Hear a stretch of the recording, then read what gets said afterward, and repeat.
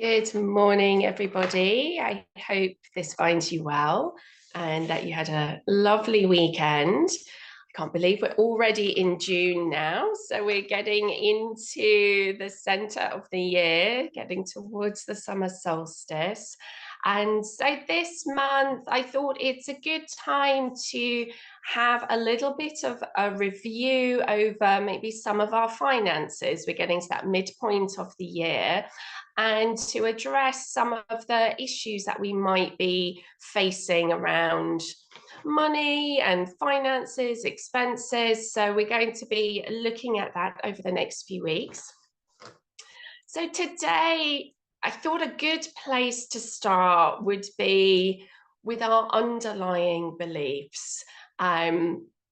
Because until we have a good foundation and a healthy mindset and relationship around money and being paid, all the other stuff that we do on top is probably not going to land and settle. Like we need that solid foundation. And so I wanted to today address the concern and the idea that somehow like money is an unspiritual, kind of a nasty thing. And I hear messages like that quite often in the yoga world, in the complementary therapy world, like these kind of caring healthcare, or I should say alternative or complementary healthcare, that somehow if you're successful and you earn a good income doing this, then there's something a bit unethical about it, something a bit sleazy, and that it's losing the heart of what we do. And so I really wanted to tackle that idea because it's something I really don't agree with. So I think we need to look at where some of these ideas come from. And initially, I think when we look at, I guess, because yoga can bridge the more kind of spiritual path and the healthcare path, when we look historically at people who were on a deeply spiritual journey, we have these images and these messages about, priests, nuns. I'm imagining also, rabbis and imams that when you're on a deeply spiritual journey, you let go of all worldly things, and you're following this spiritual path, and you're not weighed down by material concerns. It's not about a pursuit of money. There's a kind of purity in this spiritual path. So that's where some of the idea may come from. I think what people don't tend to remember these days when we think about these things is that in these traditional structures of organized religions, or spiritual paths, they are organizations that have a structure that support people.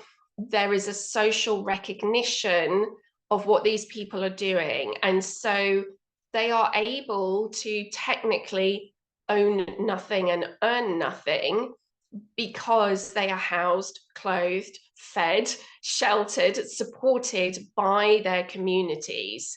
So when we think of, your local vicar, they get a salary in a house. So they have the luxury to really pursue the purity of their spiritual path because their material needs are met. And this is true in a lot of other traditions. There are monasteries, ashrams, nunneries. There are all kinds of organizations that support people. We don't have that as yoga teachers. We can't sit out on the street with our begging bowl and expect people to feed us and give us money because we're on a spiritual path. We don't have that kind of structure. And so it's really unreasonable then to expect yoga teachers to sort of live this monk-like existence when we don't have the support network around us. Like, it's not part of our culture to sustain people that way. So I think that's the first thing to really kind of keep in mind. We have to sustain ourselves. And in the society that we're in, that means earning money. And it's just an energy, it's a tool. It doesn't have to mean anything more than that. But we need some so that we can house, feed, and clothe ourselves, because it's not going to be done for us. So I think, do keep that in mind if you're feeling uneasy about, you know, the desire to earn, you know, just a decent income. And again, when I'm talking about being paid well, I'm not talking about excessive greed and wanting to be a multimillionaire. And even that is not these days that unachievable for some people, if their businesses are super successful. Certainly not where I'm at. But you know, I think it's much more about how we earn well and where that money comes from. It in itself is neutral. It's not ethical or unethical. It's more about, is our business structure ethical?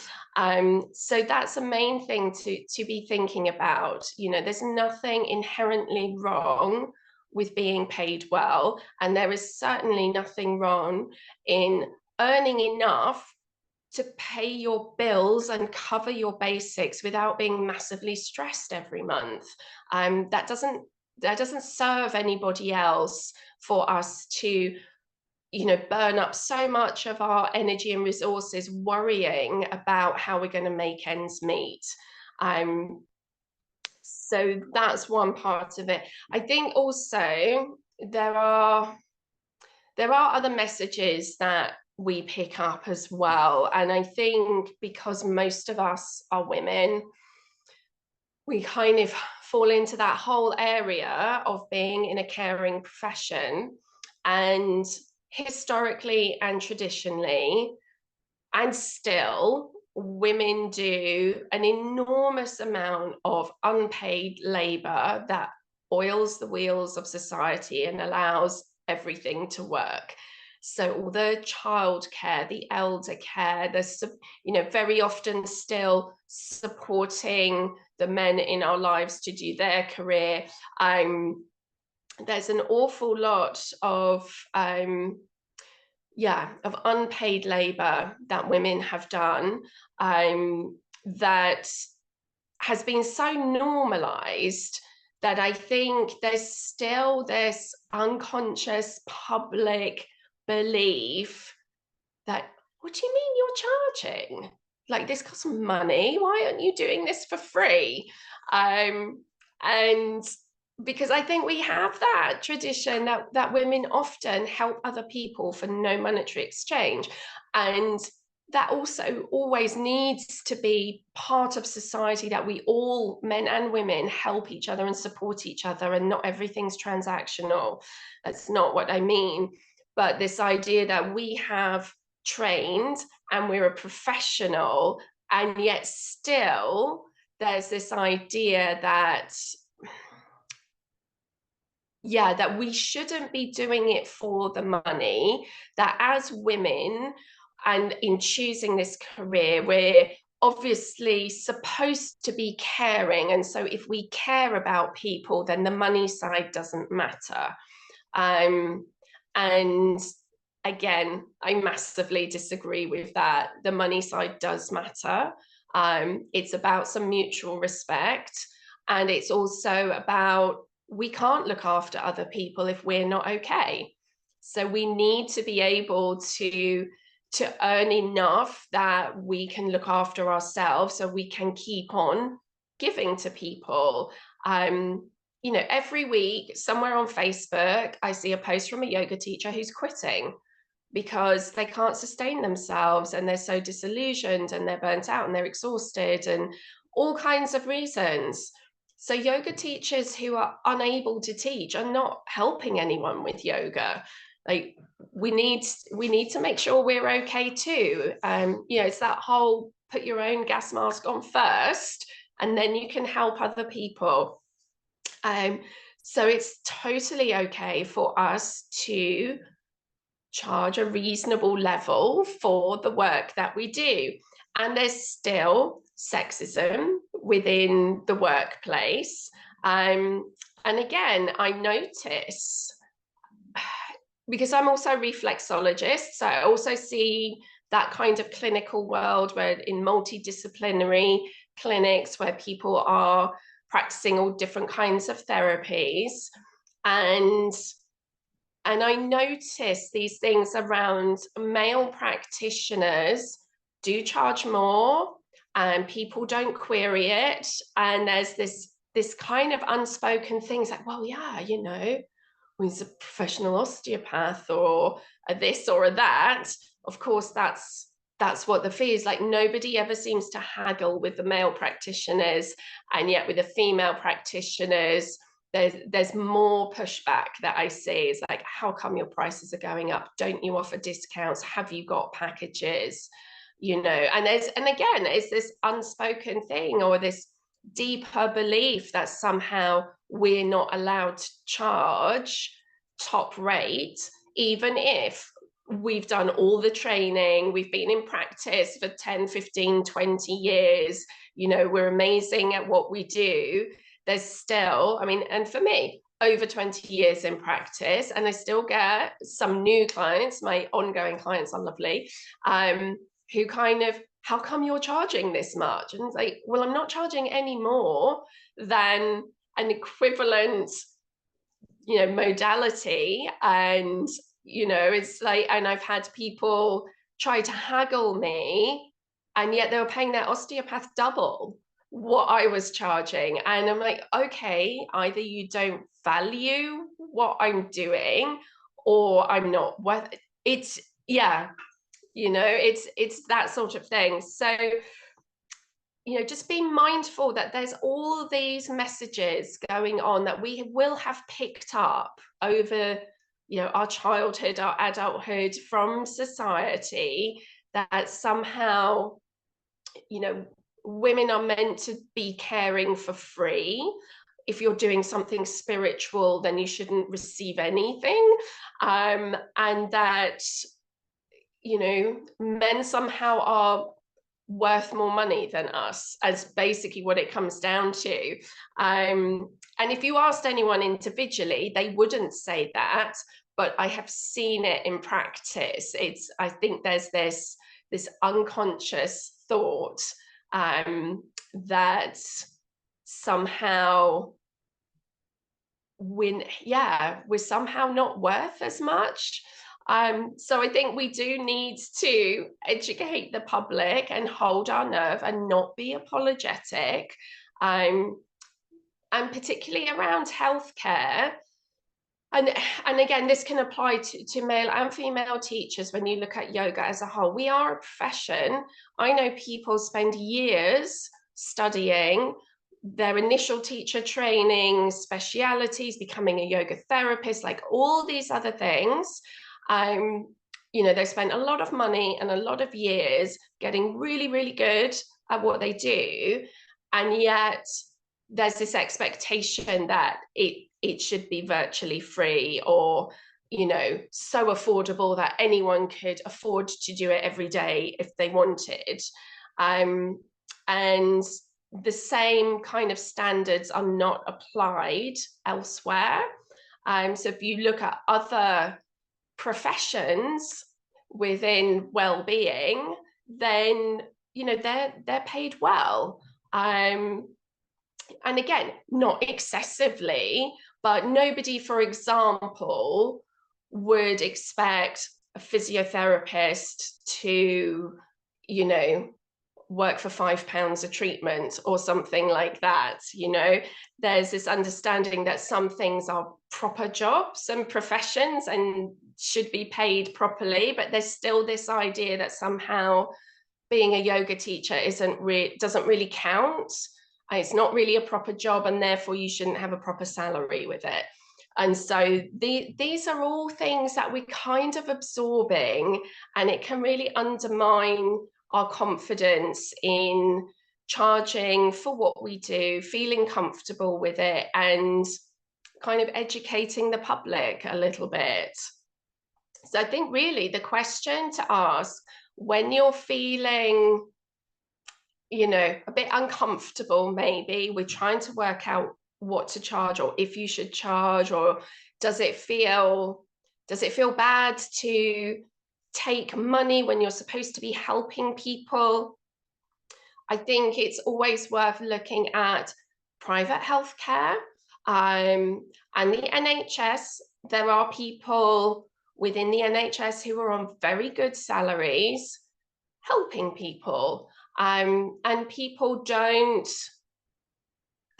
berate consultants and surgeons and oncologists and these people who are, you know, probably quite comfortably on a six-figure income. They don't say to them, what do you mean you earn that much? You know, you're supposed to care about people. Why aren't you doing this for free? Or, you know, how dare you profit and get a nice lifestyle out of other people's sickness? Like, no one says that. They're more likely to say, oh my God, you do such amazing work. You help so many people. We're so grateful for your service. You know, so, you know, I think we need, and then I'm not saying that we're sort of necessarily an equivalent to that, but that idea that, you know, we could just earn a decent living wage doing what we do, helping other people. It's not an unethical thing. There are other professions, or, you know, you look at psychotherapists, counselors, you know, when we look on that side of things, there's lots of professions which help people, where people spend years training and do ongoing CPD, and they are expected and it is accepted that they earn a good income. And I really don't think it should be any different for us.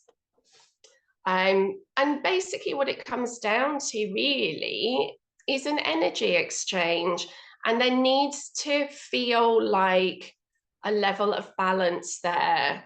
Because if we're giving and giving and giving and we're not receiving back enough, this is what starts to eat away at, you know, our energy, our confidence, our well-being, our sense of self-worth, our self-esteem.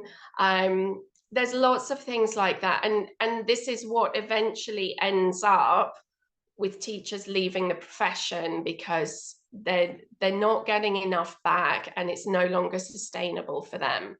And I don't want that to happen to our lovely group, because I want all of you to be able long term to keep supporting people with cancer. And to do that, you need to be well sustained yourself. And especially when you're working in a challenging field where we're holding even more in the room, and we need to arrive at a class really grounded, calm, feeling well resourced.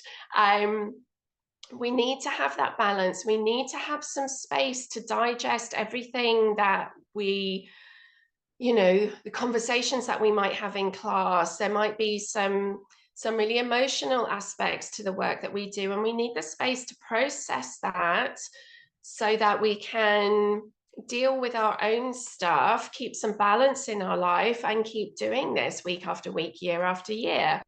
And so, yeah, we need to have that kind of balance of exchange.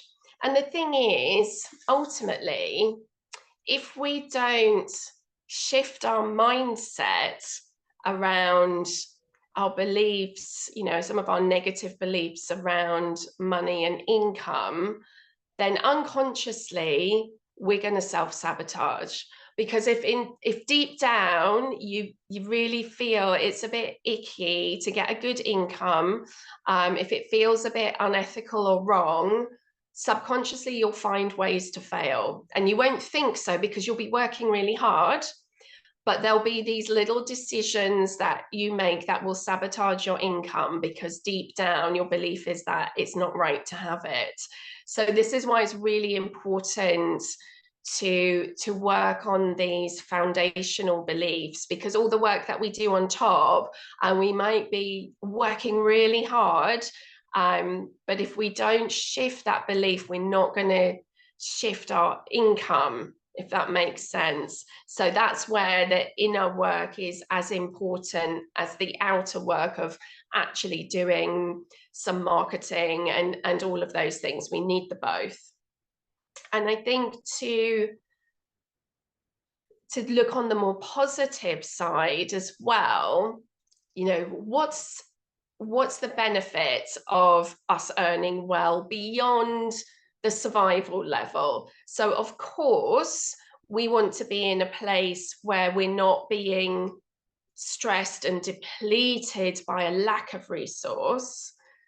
There's a point that you get to where there's a nice comfortable level where, you know, all your bills are paid and you've got a little bit extra for fun stuff, and there's that kind of medium level comfort. And then there's kind of, you know, that next level up as well, which again sometimes can be a block, where we might feel, oh, I've reached a point of comfort and now it would be greedy to try and get more. And again, I disagree, because it isn't necessarily about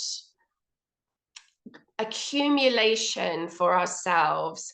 There's, first of all, the more we grow our business, the more people we're helping. So the more people that you're able to reach, the more successful your business is. And maybe you would get to a point of maybe even being able to employ other yoga teachers. And so you're giving them jobs. Like, as this grows, you know, there's more and more people that you're reaching and that you're helping.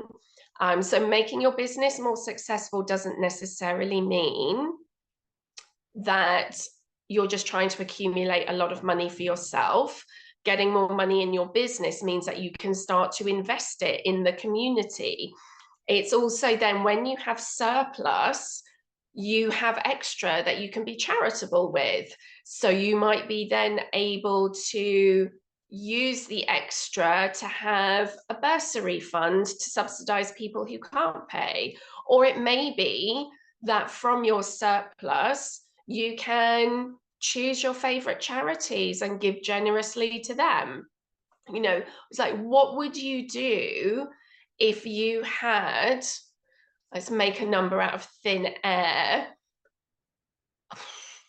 I don't know, a few £100 a month, just that you really didn't need, that was just kicking around. You know, what could you do in your community to support other people and make a difference? And how amazing would that be? So this is the thing, when we think a little bit bigger, you know, we don't have to be apologetic and just scraping by, or, you know, I think we are allowed to think bigger. And, you know, really, I would love there to be, you know, a slight redistribution of wealth, because if you have ethically minded, entrepreneurial women, yoga teachers, therapists, whose intention is to help the world more, if those kinds of people had lots more money that they could start making a change in their community, I think the world would look a little bit different. If we believe money is yucky and we just leave it to unethical people to hoard it all, we're not going to make a change in the world. Like, the world isn't served by us staying poor at all. You know, we need to have successful, ethical, independent businesses that contribute taxes into the economy, that have surplus money, that can do good in our communities, you know, perhaps provide more employment for other people. You know, I think if we think of it this way, that we need to be successful not only for our own survival and well-being, but also for the well-being of our community as well, then you can start to feel more comfortable about it. And this is where it's useful to have a mission, you know, a particular goal, a reason why you're teaching. And when that goal is about the people that you serve, and you start thinking about, how do I do this more? How do I reach more of these people? How do more people get helped? And you think about it this way, often, you know, the income is required because you then need to set up systems which, you know, are an investment, which cost money, so that you can reach more people. And so thinking about it that way, rather than this idea that we need to have a kind of monk-like existence, where we're just following this purely spiritual path with no material possessions, it's just not feasible in the world that we live in, you know, unless you want to join an organized religion and become ordained in whatever that particular branch is and be sustained by that structure. Then that's one way of having that sort of spiritual path. But you know, in the yoga world, they call it like a householder. There's an understanding that we have practical things that we're dealing with. So you are allowed to earn a decent living as a professional. I think it should be expected that you have, you know, more than minimum wage. You know, we look at other professions, and I'd encourage you maybe to look up, you know, what's the average national salary for a physiotherapist, for example, or for a counselor, or for a nurse, or, you know, these sorts of things, and think, well, it's not unreasonable to expect a similar sort of salary if you're working all the hours. And remember, it's not just your teaching hours, it's all the other hours that you work too. And hold yourself in that kind of regard, you know, that you are a wellness professional, and whether you see it more on the spiritual personal development side or more on the physical well-being side, or a mixture of the two, however it is that you see your particular role within yoga, you're a professional and you deserve a decent salary for that. You know, we're not trying to be the next Elon Musk or Bill Gates. We're just wanting to have a decent salary, with some, ideally with some extra, so we can start making differences in our community. So I'd invite you just to really check in with yourself about what you really believe. So it's not necessarily what your intellectual train of thought is, but kind of what are your heart or gut felt beliefs around this. And what can be useful then is for all the blocks you come up against, those beliefs that say, it's not okay to charge, or it's unspiritual, or any of those sorts of things, is write yourself an affirmation to counteract that. And that could be something that you use in your meditation practice. There might be things that you could write out and stick around your home, and just that daily reminder. And whatever it is that really resonates and clicks with you, which might be, you know, I want to make a change in my community by giving from my surplus. You know, I want to help more people. It's safe and okay for me to earn a living wage out of what I do. And there's a very snappy phrase that I like from Denise Duffield Thomas, which is very simple. It's, I serve, I deserve. And that's a nice little mantra as well. It's like, we give, therefore we're allowed to receive.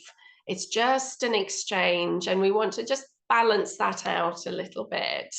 So if you do have any ideas for affirmations that you'd like to share, then do feel free to write them in the comments below. It's always lovely to hear if there's any little insights or aha moments, and particularly around those affirmations, it might be something that's really helpful for somebody else as well. So as a community, we can all help each other. So I will leave you with that for today and wish you a lovely week. And I look forward to connecting with you same time next week. Take care.